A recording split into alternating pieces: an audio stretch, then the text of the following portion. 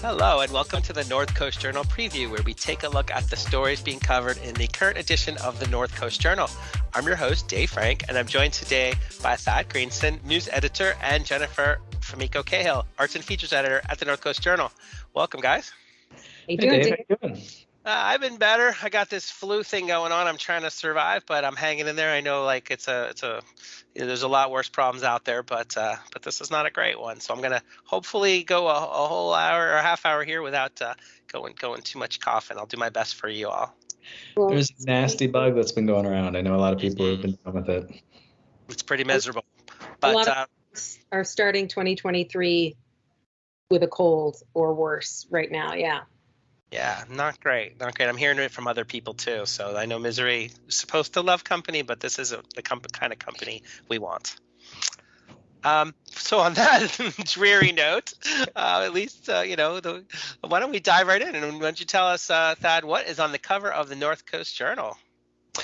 Yeah, this week we have a kind of year retrospective through Mark Larson's lens. So Mark Larson, for those who don't know or remember, is longtime local photographer. He was a professor at what is now Cal Poly Humboldt for decades, and has been freelancing with us since I got here, and is just loves going to community events. He's not really a hard news photographer. He loves the features. He loves going out and being among the people for celebrations and stuff like that. And so we have just not really like a year in review because, again, he wasn't at he wasn't capturing earthquake damage and crime scenes and all that stuff. But it is just a really happy, kind of uplifting look back on the year that was in Humboldt County and really focusing on, the brighter moments. So that's the spread we have in the journal and the print edition this week. And then we have a much, much larger slideshow online that I'd really encourage everybody to take a moment and kind of go back and look through and smile a bit. I feel like we all need that right now. Yeah, no doubt. It's really, I think I did it. I remember doing it last year, and it was really cool. Like, it's definitely one of those things where you're like, this is great. It reminds me of all the cool things you could be doing around town. So it's definitely worth checking it out.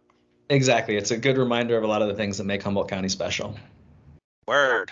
All right. Well, let's transition now to a slightly different tone. What is one of the news stories you're covering in this week's edition? Yeah, one of the stories we took on this week is really trying to get kind of another layer of detail in the learning what happened in the shootings in Pine Hill on early in the morning of December 27th. So news that broke last week. 4 people were shot, 2 were killed, and so we tried to just kind of get a better idea of what happened there to really relate to our readers, and then also hopefully some resources for folks who are facing maybe similar situations. I was going to flag that the comment at the beginning of the article that just kind of warns people this, just skip to the end to get to some resource information if you don't want to expose yourself to a real tragic tale. I don't know how much you want to get into it in our current show, but is there anything that stood out to you that we learned that's kind of worth sharing at this point about how this all went down and how it ended, how he was ultimately caught? Yeah, so I got a few things. First, just for those who don't know or maybe out of town, the basics of the story is that Russell Albers was the suspect. He is believed to have shot 4 people at a house on Pine Hill shortly after midnight on the 27th. Jennifer Paddock, 42, and Danny Garcia, 51, were both killed in the shooting. 2 other women were wounded and underwent emergency surgery and are in stable condition and expected to survive and recover. Russell Albers fled the scene, was wanted, and there was kind of a search going on for him for about a day and a half or 2 days. It ultimately led to a tip coming into the sheriff's office that he was seen in McKinleyville, and that launched a high-speed, really high-risk pursuit up the coast, up through Trinidad. speeds in excess of 100 miles an hour, and he apparently was allegedly driving the wrong way on 101 for miles at a time.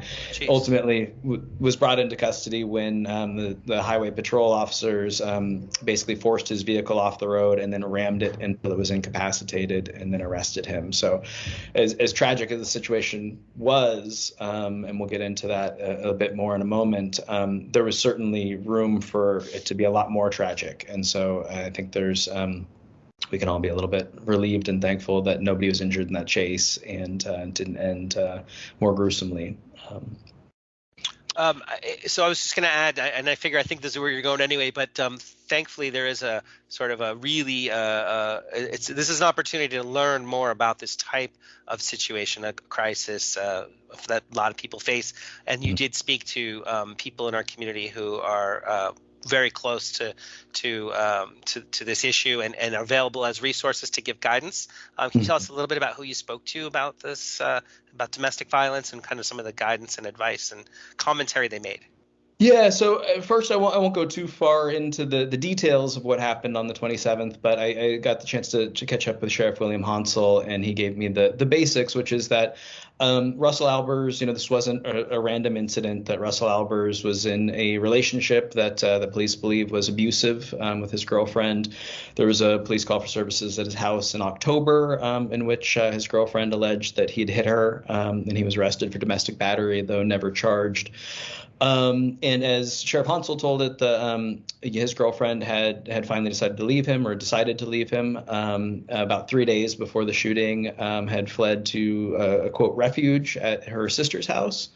And that was the residence she was staying at. Somehow Russell Albers allegedly tracked her down there, went to try to convince her to come back to him.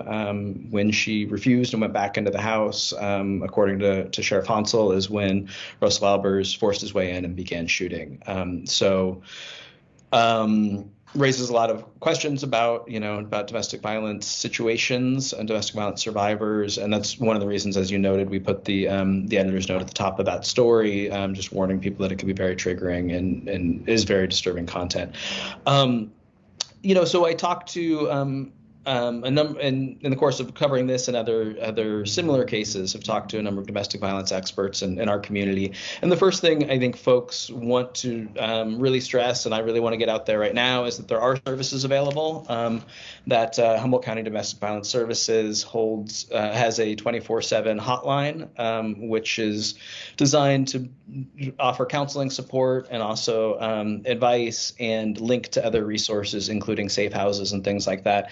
It can be reached again 24/7 at 707-443-6042 or toll free at 866-668-6543. North Coast Rape Crisis also has a similar hotline that's 24/7 with counselors ready to give support, and that number is 707-445-2881. But the experts I talked to wanted to, I think, really stress two things about cases like this. One is that there can often be, when cases like this become tragically public, there's a temptation, I think, of some readers, some people in the community, to say, well, why didn't the survivor leave? Why didn't the victim flee this situation? And intoning that there's implying that there's some fault of theirs. And they really said that the responsibility in these situations is always on the batterer. And so instead of asking why somebody didn't leave, we should be asking why this person didn't stop beating them, or didn't stop or wasn't prevented from beating them. And so that's where the focus really needs to be. I think I just have to chime in and say that if you are, because domestic violence can be such a stigmatized thing for the person being battered, there could be somebody in your life who you don't know is experiencing domestic violence. And if they hear you talk like this, that is one less person who's going to reach out for help. And it's really important. One of the things we can do to help with domestic violence is to make sure that we are not putting out the message that it is the fault of the person being abused, or, to do that empathy and to to worry about accusation more than worrying about keeping people safe. Mm-hmm. So it's really important to watch how we respond to things, because the people in our lives are watching us. 100%. And the only thing I would add to that, Jen, is that, not only might somebody in our lives be in a situation like this, but statistics really say that somebody in our lives is in a situation like this. And so I think that makes it all the more imperative. We are really conscious about the way we talk about these situations and report on them too. I was saying, Thad, one detail in the article was that our community is hit particularly hard, and just I'm sure it varies year to year, but 50% more domestic violence related police calls per capita than the state average. So it's something. I've been here 20 years, and I've been approached several times where people have confided in myself, and it's just great to know that there are resources out there. So thanks for getting that information out there. Yeah, absolutely. And I hope that if there's one, message that folks take away from this story, it is that, and it is to think about, the way we discuss these issues and to make sure that everybody knows these numbers. Yeah. Well, with that, let's pivot to what else have you got that you're covering this week in the Journal on the news side? Yeah, so the other story we've been covering for a couple of weeks now, unfortunately, is the ongoing situation in Rio Dell. Obviously, they were hit hardest locally in the December 20th earthquake that shut off power to most of the county, and we all kind of experienced collectively together. But what I didn't know until I started making calls down there is the January 1st aftershock, the 5.4 quake on New Year's Day. Really hit Rio Dell even harder than the December 20th quake. And so I think while for most of us in much of the county, it was a jolt, it was, maybe a little bit triggering of what we experienced on December 20th, but it was not as bad. The shaking in Rio Dell apparently was even fiercer in some parts of the city. I talked to Kyle Knopp, the city manager down there, and there were, as of, I guess, Tuesday, there were 41 homes that had been red tagged just from the January 1st quake. So that was, there were 25 from the December 20th quake. So there's a significant uptick, and just really a significant setback for the city's recovery. And, something I found interesting in talking to him and Nick Engelhoff, who's the president of the Chamber of Commerce down there and has really been kind of a point person in the relief center that they've set up, is just how emotionally difficult this has been for residents of Rio Dell, and how there are a lot of them are having kind of post-traumatic stress reactions. And because of the nature of, these disasters and the likelihood of aftershocks, it really puts folks on edge, feeling like they are waiting for the next thing. It's not just what they have survived, what they're going through currently, but it's that things could change again at any moment. So one of the things that Kyle Knopp said to me that really, resounded is that there were some folks staying at the Red Cross emergency shelter who had already been displaced because their homes had been, really badly damaged, who after the aftershock were just left the city with no place to go. It's not as though they went to stay with a friend's house in Arcata or something. They didn't know where they're going, but they just couldn't stay in the city anymore because they were that afraid of another event coming. There's a couple of details. I know we are a little bit pressed for time, but there's a couple of details in that story that I think are worth you sharing here. One is how folks have kind of stepped up to help with recovery, but also how widespread the impact is. It was affecting about 5% of the residents, and now with that second aftershock, it's like 10%. So we're talking about a significant portion of the town in need of help and support. Can you tell us a little bit about where that might be coming from? Yeah, so I mean, just to your point, last tally, which was expected to increase pretty substantially, 5% of the homes in Rio Dell, the housing units in Rio Dell, had been red tagged, which is just kind of an astronomical number. But one of the really uplifting things about reporting the story, and I think Jen's going to have a little bit more on this, kind of the uplifting side of things in a moment, but is just the community response has been really robust. And I got the chance to talk to Ryan Husler, I think is how you say his name, of RH Construction. He's also the assistant chief with the fire department. But he talked about, being a part of the initial fire department response and then kind of that calming down when the calls for services subsided. And he had this moment where he realized his neighbor who is the in charge of the water system in Rio Dell. His house had been really, really badly damaged in the quake, possibly even red tagged, and he was out working 24/7 in those initial days trying to get the water system back on track. And Ryan told me that he just kind of had this epiphany that once the water came back on, there was still going to be all this damage in people's homes, and they weren't really going to be able to use it. And so he mobilized his construction crew, took them away from the jobs that they would normally be doing, and had them going around doing pro bono work to repair water lines at people's residences in Rio Dell. And I think served more than 40 households. He said all of them low income or seniors. And his thing was, when the water comes back on, I want folks to be able to have hot water and at least one working toilet. And so they were replacing water heaters, they were replacing main lines, and there's just a lot of stories like that of people just doing what they can to help their neighbors, which is really uplifting. Fantastic. There's a lot in there, including contact info for Pay It Forward Humboldt and for American Red Cross. So I really encourage people to check it out and kind of see how the communities, stood together to help rebuild and recover. Absolutely. Awesome. Thanks, Dad. Let's move quickly over to Jen. Jen, what is going on the Arts and Features beat this week? I got more Rio Dell for you. In fact, one of the hot water heaters that Husler fixed twice, I believe, was at DJ's Burger Bar, which if you haven't been to Rio Dell, it's a tiny town. It might be out of your way, but there are a few restaurants. And as I mentioned in the article, a determined person can eat at all of them in a day. I am the determined person. Oh, nice. It was a long day, but it was a good day. So I talked to some folks who run restaurants down there, including Ms. Johnson over at DJ's Burger Bar, who has been running the place for many years and was not hit that hard in terms of inventory when the power went out. You may remember that, whenever blackouts happen, restaurants get hit really hard in terms of their inventory, right? Everything in the freezer, everything in the fridge goes bad. And when you are running a restaurant, you're typically paying ahead for all your groceries, right?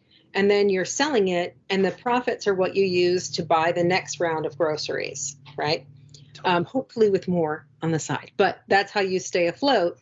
And for a lot of places, that stuff went bad, so you lost that money, and you couldn't make the money to buy new. So it's a really tough position for restaurants to be in. She didn't lose that much inventory because she buys small amounts of fresh meat at a time, but she lost, and what she did realize she wasn't going to be able to preserve, she brought to the firehouse to help feed people. But she did have a lot of damage, including that water heater, some other stuff, and she had to be closed because there wasn't water, there wasn't power.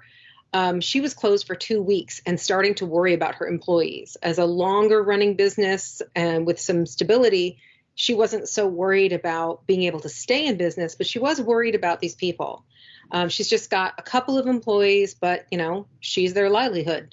Likewise, down at the Patron Kitchen, and I should mention, the DJ Burger Bar burger is very good, as is the milkshake. A thing that you can do to be helpful after you finish donating to all those organizations that Thad has listed is go to Rio Dell and get lunch. I recommend the basic cheeseburger and milkshake at DJ's Burger Bar. The fries come very hot. Also, at the Patron, where they make a Cubana sandwich, which is not a Cuban sandwich, but one of those sandwiches that has everything in it. I'm talking, there's a split grilled hot dog on it. Dagwood plus hot dog. Yeah, it's a crazy Dagwood torta. Anyway, at the Patron, I talked to the owner there, who is a lovely man. He and his wife, Letitia, run the restaurant, and they have had it for about 4.5 years, I think. And I'm sorry, it's Gerardo Gonzalez is his name. And he's in trouble. It's a tough row to hoe for him. The second quake didn't do him much harm, but the first one really hit him in terms of inventory and closure. Being closed for like 8 days or something, he's estimating what he lost somewhere around $10,000. That's the conservative estimate. And it's not so far off for DJ's Burger Bar either. That's about what you've lost over there. making that money up is really hard. Being an owner operator takes some of the staffing costs down, but he's got staff too. And he's not sure how long he can keep going. He's going basically week by week to see if he can keep moving forward. Over at Wildwood Waffles, they didn't take as much of a hit, but the building that they're in, Route 101, had cracks, had problems, had big messes to clean up in the aisles. So that means they had to stay closed too. They took quite a hit. Shots Coffee, where I'm told they have a very nice dirty chai. Oh, and if you go to Wildwood Waffles, I liked the chicken waffle, the fried chicken in waffle, because chicken and waffles can be a thing you can eat in your car. Oh, nice. And the traffic jam. Is it called the traffic jam? The berries and there's like a blueberry cream cheese one that's very good. But over at Shots, where I'm told the dirty chai is very good, but I haven't had it. They also had a lot of inventory that they lost. That's usually Christmas sales. They do a lot of Christmas sales in gift cards and in, the kinds of presents you buy at coffee shops, like mugs and tchotchkes and things. And a lot of that broke. They had to clean up syrups. Yeah, prayers up for anybody who's ever had to clean up a bottle of syrup that fell over. But yeah, they've had a lot of loss too, and they feel confident. They're back up and running. They were actually able to run out of their mobile truck for some of the time, shifting it between Fortuna and Rio Dell. But it's hit these businesses hard, and in a place where they don't have as much traffic, they really need, they need people to stop by. And if you've just lost your home, or if you are now in an unstable position because of the quake, the people who are living in Rio Dell, while business has been brisk for most of these places since reopening, not everybody has disposable income to spend. So if you are going to go out anyway, I strongly recommend checking out what Rio Dell has to offer. It's a really nice time to go down there and just see all the goodwill that people are sharing with each other. It's nice to see. I'm down with checking it out. Thanks for the advice. I hope other people do too. I know we have limited time left, Jen. Let's hear what else you got going on, because your wit and style is worthy. Tell us your column this week.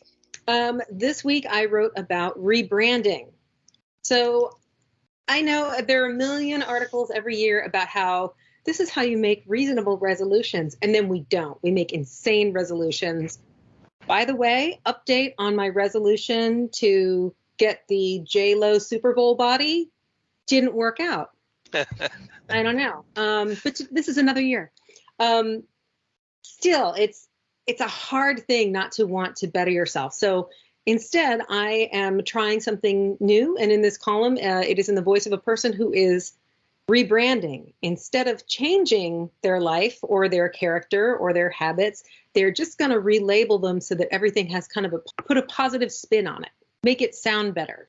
Like, for example, pre-grounding is now what I do before I start a task.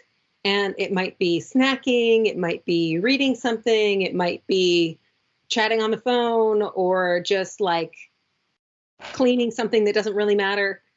It used to be called procrastinating, but now it's pre-grounding. There are lots of things that you can improve. Like, I no longer go on binges.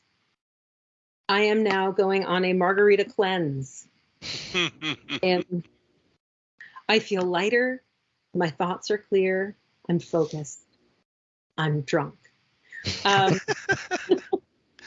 Whatever we hear, like, especially in diet culture, which is right now, January is the most brutal time for diet culture to be running our lives. And I just feel like we need to take a minute and laugh at those insane messages that are coming at us about improving everything, about, everything from, self-discipline, exercise, all that stuff. Of course, it's great to want to be healthy and whatnot, but you have to remember that this is an industry, a big money-making industry that is trying to sell you on ideas about how you're failing, right? They're trying to market their products, their systems, whether it's a financial hack or financial guidance, or if it's loss or rock hard abs or the J-Lo Super Bowl body. somebody is selling you something based on making you feel like you're failing. So I thought I'd have a little fun with that, and I hope you find it fun too. It was actually really funny, and I think it makes people like reflect on the new year and feel better already. So thank you for adding that into the information ecosystem for us all to digest or core cycle. Yeah, exactly. Core cycling is what I do now. Well, fantastic. Unfortunately, that's all the time we have. Thad and Jen, thank you guys so much. This was really great today. Thanks, Dave. Thanks. Everybody out there, thanks for listening. We really appreciate it. Happy New Year to everyone. North Coast Journal is available on newsstands now. Pick one up, stay informed. Also available online 24/7, so you can check them out anytime. Until next time, everybody out there, thanks for listening and take care. Bye, guys.